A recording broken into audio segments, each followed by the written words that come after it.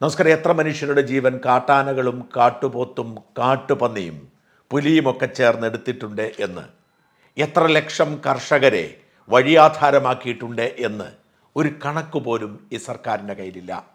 നിയമപരമായി ഈ നാട് പട്ടിണിയിലേക്ക് പോകുന്ന സമയത്ത് അതിനെ അതിജീവിക്കാൻ സർക്കാരിൻ്റെ നിർദ്ദേശാനുസരണം സ്വന്തം ജീവൻ പണയം വെച്ചുകൊണ്ട് മലമ്പാമ്പിനോടും കാട്ടുമൃഗങ്ങളോടും നേരിട്ട് കൃഷി ചെയ്യാൻ വേണ്ടി കുടിയേറിയവരാണ് പാവപ്പെട്ട മലയോര കർഷകർ.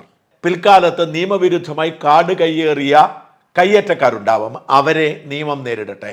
എന്നാൽ നിയമപരമായി ഒരു നാടിനെ പട്ടിണിയിൽ നിന്ന് രക്ഷിക്കാൻ, വളർച്ചയുണ്ടാകാൻ വേണ്ടി റിസ്ക് എടുത്തുകൊണ്ട് മലയോരങ്ങളിലേക്ക് കടന്നു കയറി കൃഷി ആരംഭിച്ച് കേരളത്തെ ഈ നിലയിൽ പിടിച്ചു നിർത്തിയവരാണ് മലയോര കർഷകർ.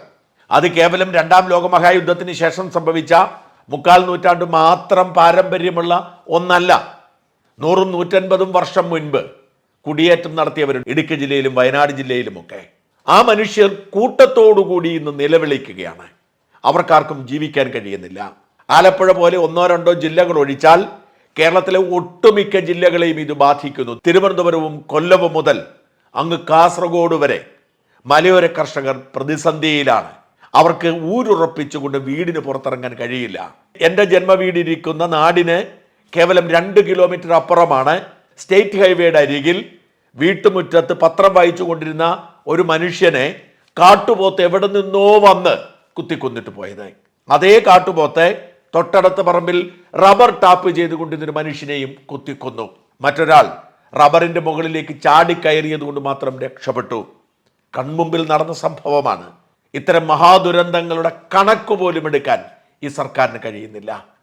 ഇന്നിതാ കോതമംഗലത്ത് കുട്ടമ്പുഴ പഞ്ചായത്തിൽ എൽദോസ് വർഗീസ് എന്ന് പറയുന്ന ഒരു മനുഷ്യൻ കൊല്ലപ്പെട്ടിരിക്കുന്നു. എറണാകുളത്ത് നിന്ന് സെക്യൂരിറ്റി ജോലി കഴിഞ്ഞ് തിരിച്ചെത്തി വീട്ടിലേക്ക് നടന്നു പോകുന്ന വഴിയിൽ ഇരുട്ടിൻ്റെ മറവിൽ എവിടെയോ ഒളിച്ചിരുന്ന ആന ഓടി വന്ന് തുമ്പിക്കൈ കൊണ്ട് വാരിയെടുത്ത് മരത്തിൽ അടിച്ച് ഒരു മനുഷ്യൻ്റെ ശരീരത്തോട് ചെയ്യാൻ കഴിയുന്നത്രയും വൃത്തികേടുകൾ കാട്ടിയാണ് കൊലപാതകം നടത്തിയത്.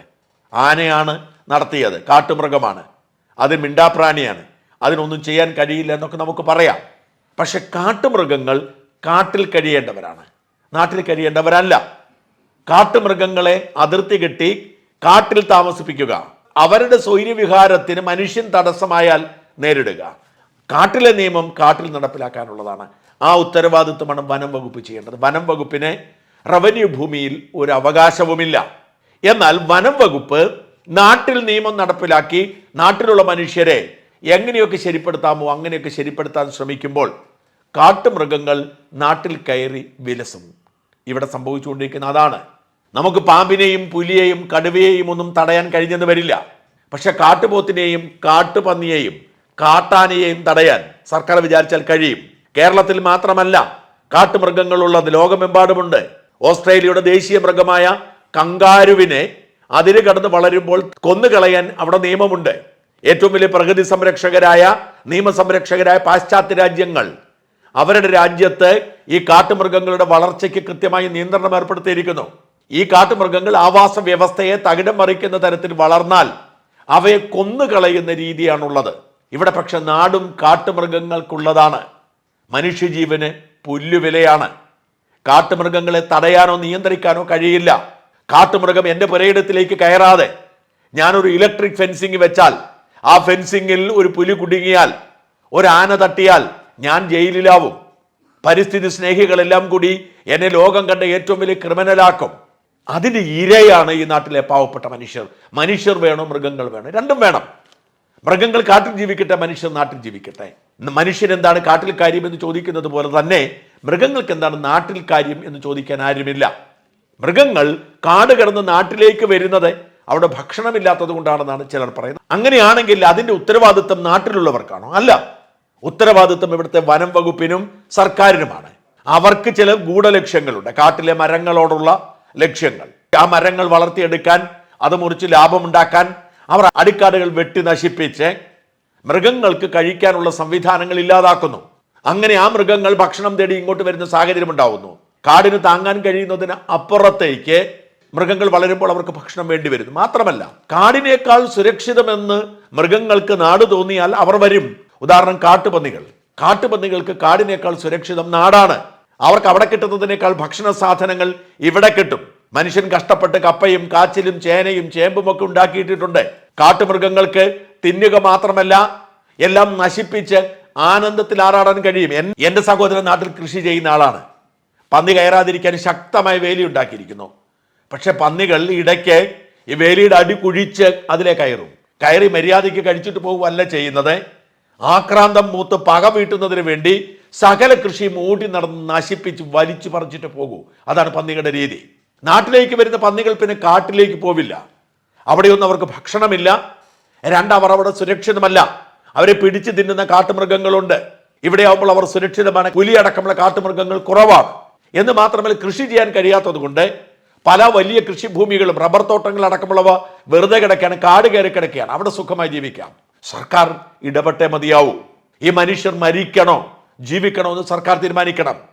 സകല വീടുകളിലും പട്ടിണിയാണ്. മൃഗങ്ങൾക്ക് വേണ്ടാത്ത സാധനമാണ് റബ്ബർ. പക്ഷെ റബ്ബർ ടാപ്പ് ചെയ്യാൻ പോയാൽ മൃഗങ്ങൾ വന്ന് കൊന്നെന്ന് വരാം. പന്നി അടക്കമുള്ളവ വന്ന് കൊല്ലുന്ന മനുഷ്യരുണ്ട്. അതുകൊണ്ട് റബ്ബർ ടാപ്പ് ചെയ്യാൻ പോലും കഴിയുന്നില്ല. അപ്പൊ പിന്നെയാണോ കപ്പയുടെയും കാച്ചിലിന്റെയും ചേനയുടെയും ചേമ്പിന്റെയും ഇഞ്ചിയുടെയും മഞ്ഞളിന്റെയും വാഴയുടെയും ഒക്കെ കഥ? ഒരിടത്തും കൃഷി നടക്കുന്നില്ല. ആർക്കും കൃഷി ചെയ്യാൻ കഴിയുന്നില്ല. മനുഷ്യൻ സ്വന്തം ജന്മസ്ഥലം ഉപേക്ഷിച്ചിട്ട് ടൗണുകളിലേക്ക് മാറി അഭയം തേടുന്നു. സർക്കാരാവട്ടെ ഒന്നും ചെയ്യുന്നില്ല എന്ന് മാത്രമല്ല, മനുഷ്യനെ അവിടെ നിന്ന് ഓടിക്കാൻ, അവൻ പ്രതിഷേധിക്കുന്നത് പോലും ഇല്ലാതാക്കാൻ പുതിയ കാട്ടു നിയമങ്ങൾ കൊണ്ടുവരുന്നു. വന നിയമത്തിൽ പുതിയൊരു പരിഷ്കാരം ഗസറ്റിൽ വിജ്ഞാപനം ചെയ്തിട്ടുണ്ട്. ആ നിയമം നടപ്പിലാക്കിയാൽ ഫോറസ്റ്റ് ഉദ്യോഗസ്ഥന്മാർക്ക് ആരെ വേണമെങ്കിലും അറസ്റ്റ് ചെയ്യാം. കാട്ടിൽ കയറേണ്ട ഫോറസ്റ്റ് ഉദ്യോഗസ്ഥന്മാരുടെ ഡ്യൂട്ടി തടസ്സപ്പെടുത്തി എന്ന് പറഞ്ഞാൽ മതി. ആ നിയമം നിലവിലുണ്ടായിരുന്നെങ്കിൽ ഇന്നലെ കോതമംഗലം കുട്ടമ്പുഴയിൽ ആയിരക്കണക്കിന് ആളുകൾ ജയിലിലാകുമായിരുന്നു. ആ നിയമം അതിനുവേണ്ടിയാണ് അവർ നടപ്പിലാക്കാൻ ശ്രമിക്കുന്നത്. വനംവകുപ്പ് ഉദ്യോഗസ്ഥരോടാണ് ജനങ്ങൾ തട്ടിക്കയറിയത്. അവരുടെ ജീവൻ നഷ്ടപ്പെട്ടപ്പോൾ അവർ ഡ്യൂട്ടി തടസ്സപ്പെടുത്തി, അവർ ഭയപ്പെടുത്താൻ ശ്രമിച്ചു എന്ന് പറഞ്ഞ് കേസെടുക്കാൻ ഒരു പ്രയാസവുമില്ല. ഇതാണ് സർക്കാരിന്റെ നയം. കാട്ടിൽ ജീവിക്കേണ്ട മനുഷ്യൻ നാട്ടിൽ ജീവിക്കട്ടെ എന്ന് സർക്കാർ നിലപാടെടുക്കുന്നു.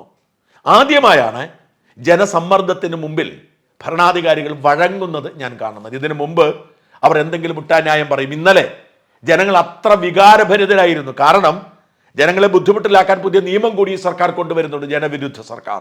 അതുകൊണ്ട് ഇന്നലെ കുട്ടമ്പുഴയിലെ ജനപ്രതിനിധികൾ അടക്കമുള്ളവർ പൊട്ടിത്തെറിച്ചുകൊണ്ട് രംഗത്തെത്തി. നാട്ടുകാരുടെ വികാരത്തിന് മുൻപിൽ സർക്കാരിന് കീഴടങ്ങേണ്ടി വന്നു.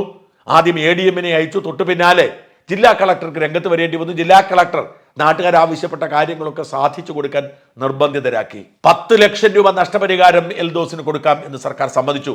അതിന് ചെക്ക് കൊടുത്തു. വെറുതെ പറഞ്ഞാൽ പോരാ, ചെക്ക് കൊടുത്തിട്ടാണ് ജനങ്ങൾ അടങ്ങിയത്.